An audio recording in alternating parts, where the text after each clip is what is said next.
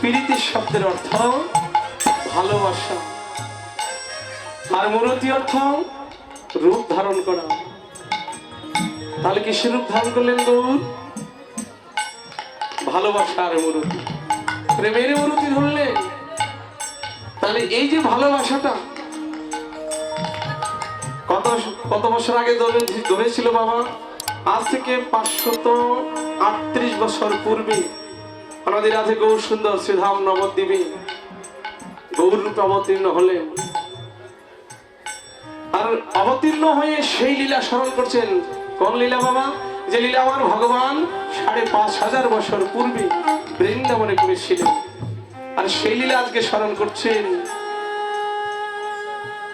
তাহলে রূপ ধারণ করলেন কিসের? ভালোবাসার, প্রেমের মূর্তি। হ্যাঁ, আর কথাকর্তা বললেন এই যে মূর্তি ধরেছে,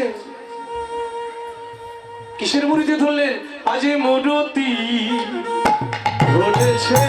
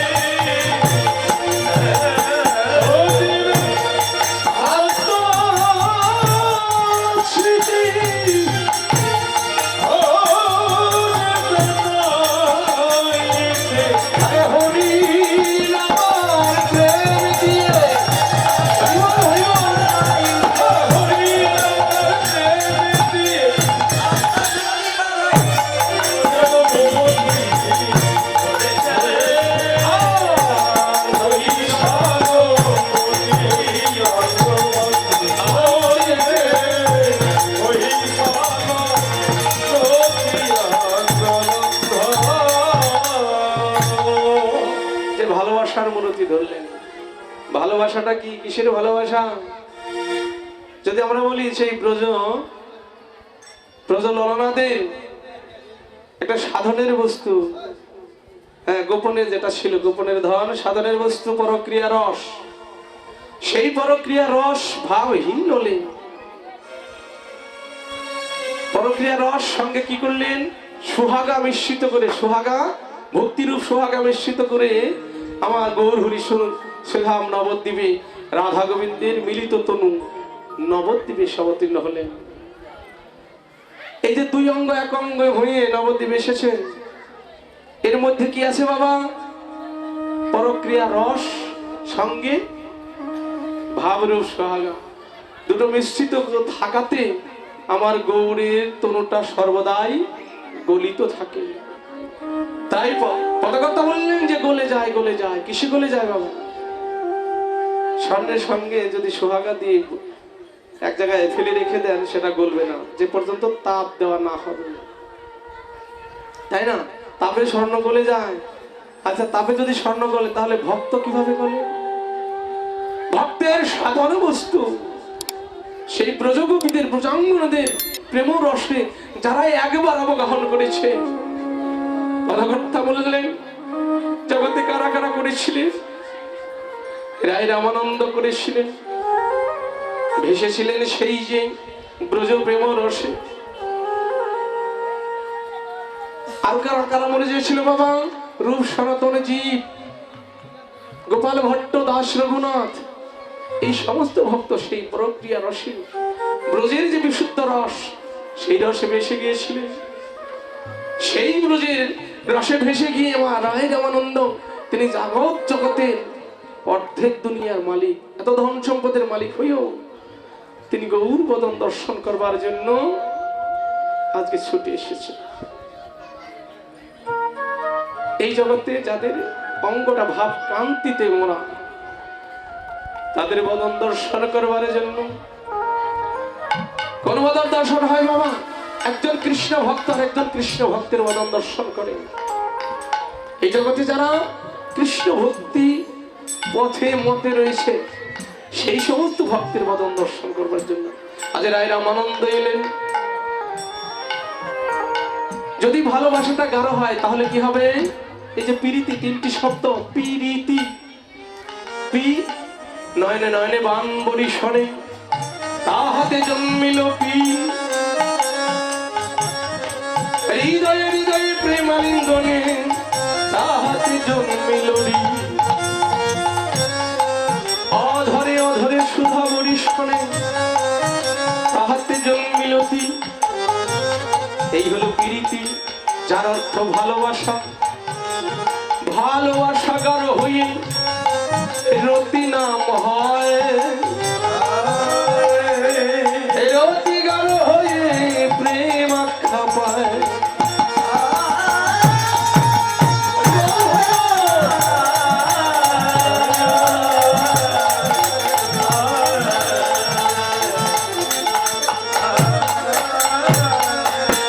প্রেমের সার মহাভাব জানি, মহানবীর মূর্তি আমার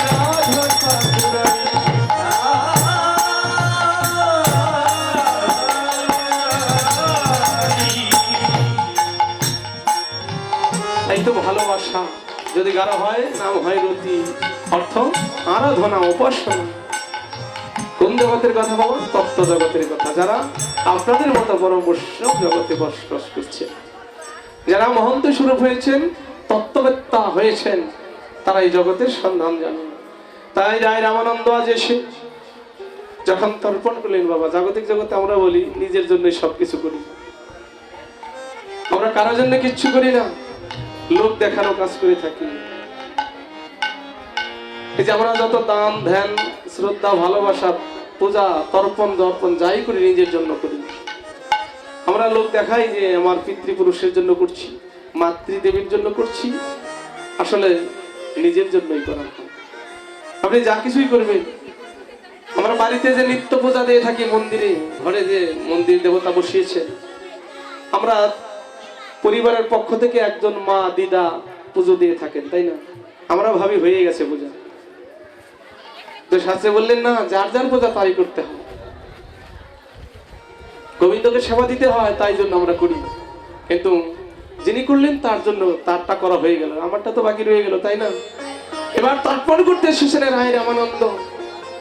রায় রামানন্দ এসে সমস্ত ভক্তদের নিয়ে পিতৃপুরুষদের উদ্দেশ্যে তর্পণ করলেন।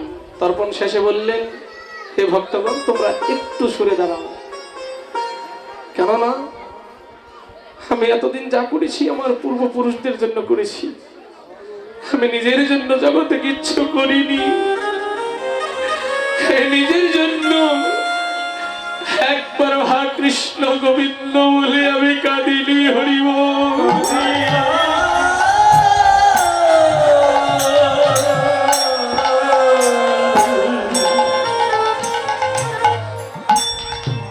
কৃষ্ণ গোবিন্দ বলে আমি একদিনও ডাকিনি। তোমরা আমাকে একটু ডাকতে দাও, আমি প্রাণে ভরে অনাদি রাধে শ্রী গৌরকে একটু স্মরণ করতে চাই। কেননা সংসারের পিছনে, রাজত্বের পিছনে আমি সারাটি সময় ব্যয় করেছি, একদিন গোবিন্দের জন্য সময় রাখিনি। তাই তর্পণ করছি চোখ বন্ধ করে, দুটি নয়নের জল ছেড়ে দিয়ে, হে গোবিন্দ, হে সংসার সংকটে প্রভু তোমায় তো ডাকিনি কভু, এবার আমার আয়ু মেলা ডুবু ডুবু, একটিবার তুমি দেখা দাও হে গোবিন্দ। গোবিন্দ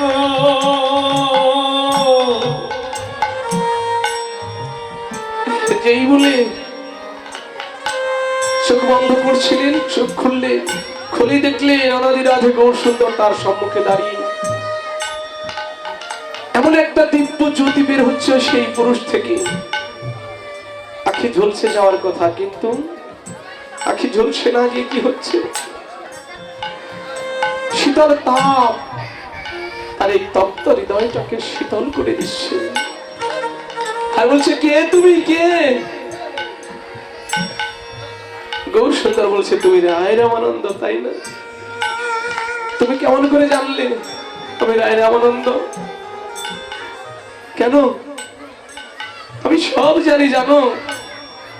আমাকে বলেছেন সার্বভৌম ভট্টাচার্য, তুমি যদি কৃষ্ণ কথা শুনতে চাও তাহলে ওই যে রায় রামানন্দ এসেছে, ওই রায় রামানন্দের কাছে যাও। আমি তোমার কাছে এসেছি কৃষ্ণ কথা শুনবার। রায় রামানন্দকে দেখে বলছে, গৌর হে, আমি কৃষ্ণ কথা এবার জানি,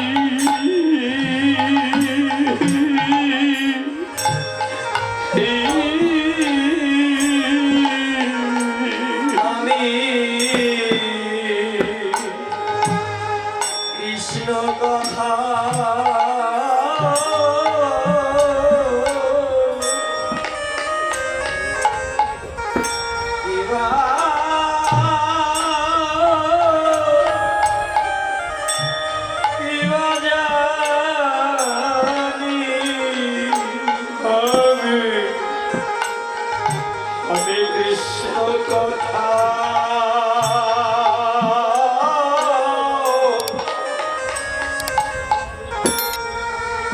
আমি কি বাজানি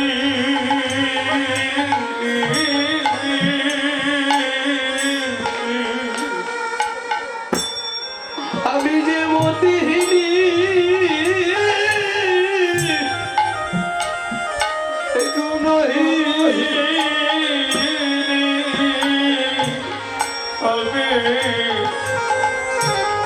আমি কৃষ্ণ কথা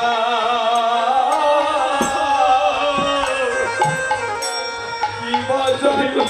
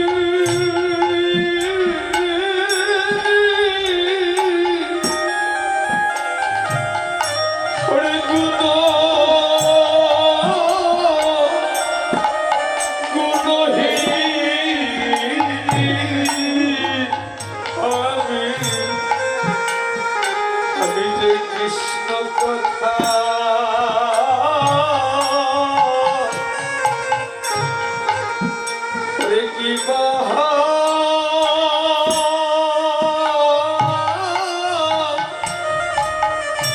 আমি কি বাজানি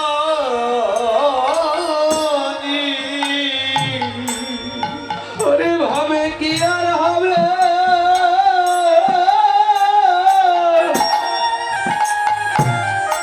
আমার গতি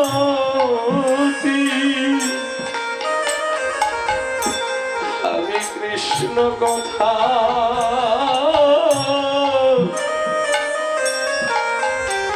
কি বা জানি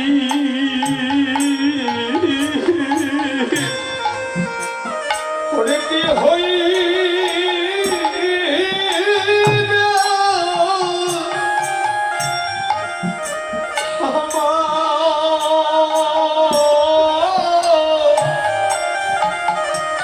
ওরে আমার গতি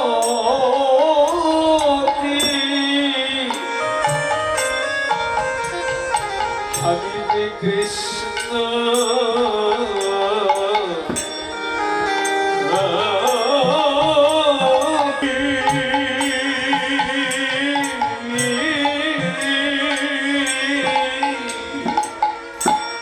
যেই রায় রামানন্দকে জড়িয়ে ধরেছে সরসঙ্গের পরস্পে রায় রামানন্দ আজ হা কৃষ্ণ গোবিন্দ বলে নৃত্য করতে লাগলো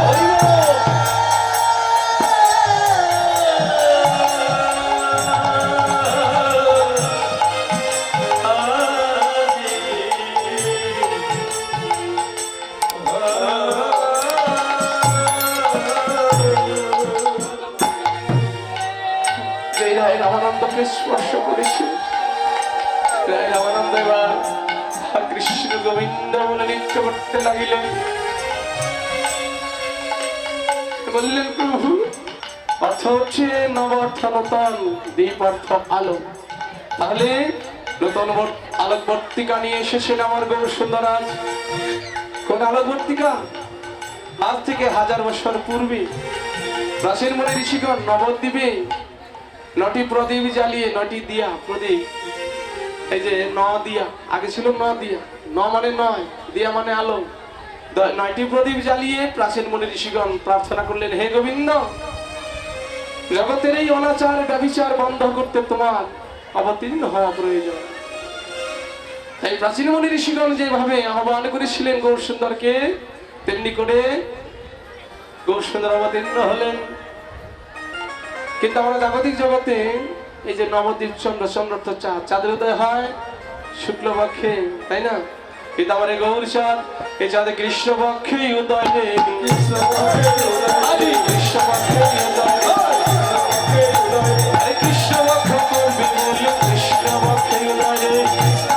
করবে বলে কৃষ্ণপক্ষে উদয় কলির জীবীর ভাগ্য আকাশে কৃষ্ণপক্ষে উদয় কলিজীবের ভাগ্য আকাশে কৃষ্ণপক্ষে উদয় হরি বল কৃষ্ণপক্ষে উদয়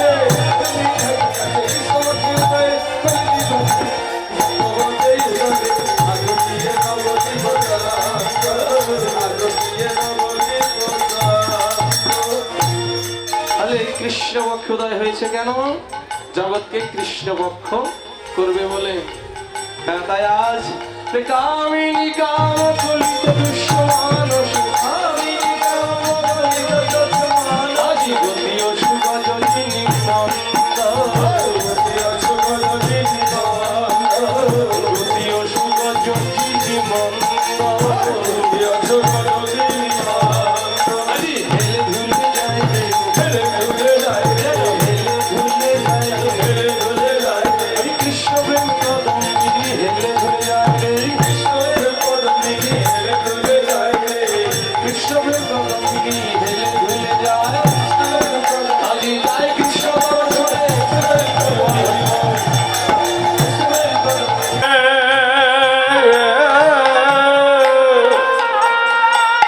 তুলসী রে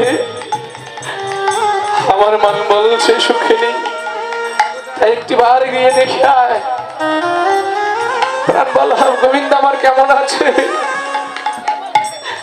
সুখে আছে কি দুঃখে আছে, আমার শান্তির বাসা কেমন আছে রে। একটিবার গিয়ে দেনে আয়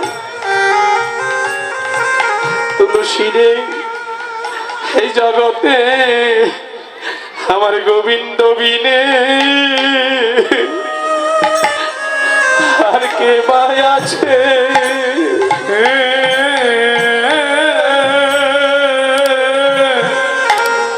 তুলসী রে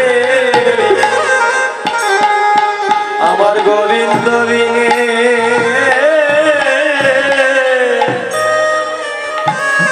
এবার আছে। তুলসী রে আমার গোবিন্দ বিনে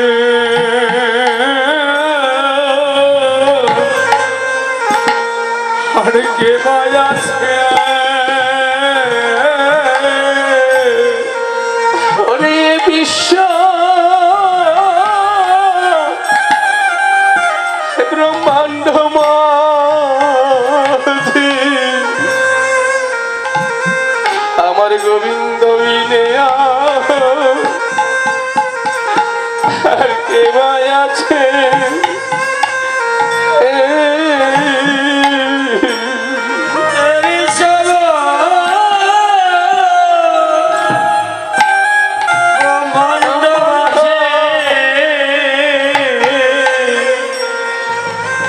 তুলসী রে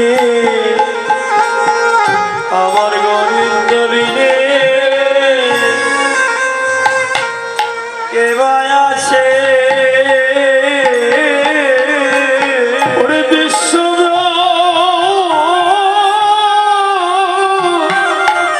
ব্রহ্মাণ্ড মাঝে তুলসী রে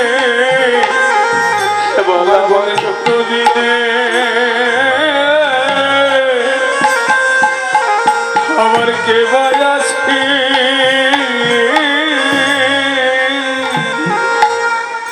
তুলসী জগতে আমার গোবিন্দ বিনে আর কেউ নেই।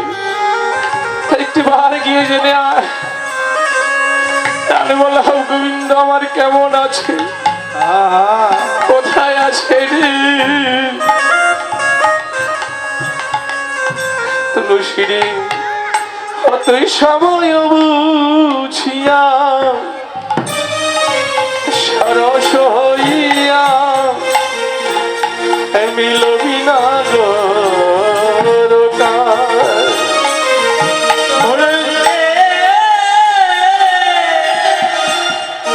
তুই সময় বুঝিয়া সরস হইয়া মিলবি না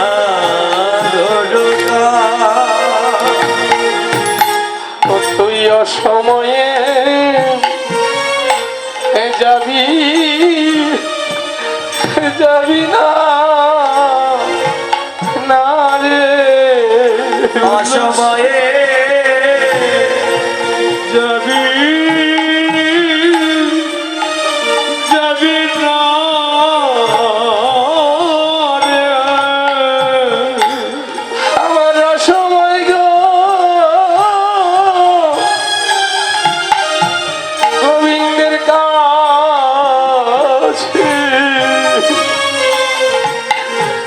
কোনদিন অসময়ে যাবি যাবি না রে। আমার অসময় গো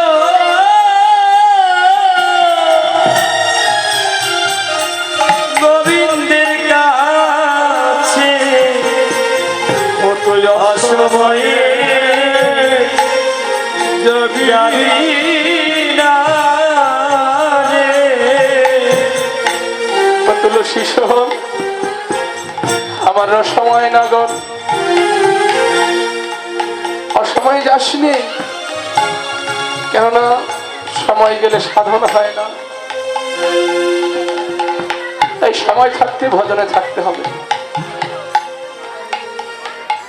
সময় থাকতে আমার গোবিন্দের কাছে যেতে হবে। হে মায়েরা, আপনারা সেটা ভালোই বুঝেন যে সময়ের 1 ফুট আর সময়ের 10 ফুট। সময়ের ভজনটা হলে একবার ডাকলে গোবিন্দকে পাওয়া যায়, কিন্তু আর সময় 10 বার ডাকলেও পাওয়া যায় না। তাই আজকে তাকে সাবধান করে দিচ্ছি। আরে চতুর নিকটে তাহারে কাপটে, তরুণী কোটে তহবি কপটে এই রাখো মিয়া পনমা, রাখো মিয়া পনমা। ও তুই চতুরানি কাটে কাহারি কাপটে, তরুণী কোটে তহবি কপটে এই রাখো মিয়া পনমা রে। আর রাখিবিয়া কোনমা নারীর মান যেন বজায় থাকে, নারীর মান যেন বজায় থাকে, তাদের মানে যেন বজায় থাকে তুলসী তুইও নারী আমিও নারী, নারীর মান যেন বজায় থাকে। তুলসী দোয়েলারি আমিও নারী, নারীর মান যেন বজায় থাকে। ওরে তুইও নারী হরিবল হরিবল, আমিও নারী নারীর মান যেন বজাই থাকে ওরে তুইও নারী আমিও নারী, নারীর মান যেন হরিবল হরিবল। তুইও নারী আমিও নারী, আমি যেন বজায় থাকি তুইও নারী আমিও নারী, নারীর মান যেন বজায় থাকে। তাই রাখো রাখো মিয়া পনমা, রাখিবিয়া পনমা। হরিবল। জয় রাধে।